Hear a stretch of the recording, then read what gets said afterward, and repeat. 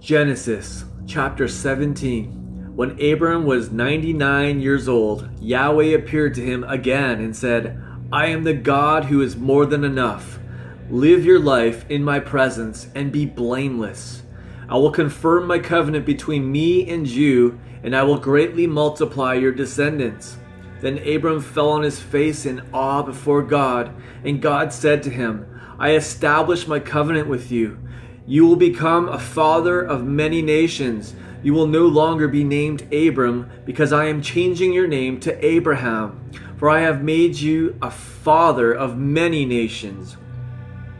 I will make you abundantly fruitful, more than you expect.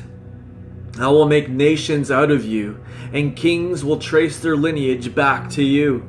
Yes, I will establish my eternal covenant of love between me and you, and it will extend to your descendants throughout their generations. I will be your children's God, just as I am your God. I will give to you and your seed the land to which you have migrated. The entire land of Canaan will be yours and your descendants as an everlasting possession, and I will be their God forever. God explained to Abram, your part of the covenant is to obey its terms, you and your descendants throughout the ages. So here is the sign of the covenant that you are to keep, so that it will endure between you and me and your descendants. Circumcise every male among you. You must undergo cutting off the flesh of your foreskin as a special sign of the covenant between me and you. Throughout your generations, each male child must be circumcised 8 days after his birth. This includes those not of your descendants, those born in your household, and in foreign-born servants whom you have purchased. They must be circumcised, homeborn and purchased alike. In this way, you will carry in your flesh the sign of my everlasting covenant. Any uncircumcised male who does not have the foreskin of his flesh cut off will be cut off from his people, for he has broken my covenant. God also said to Abraham, concerning your wife Sarai, you are not to call her Sarai anymore, but Sarah, my princess, will be her name.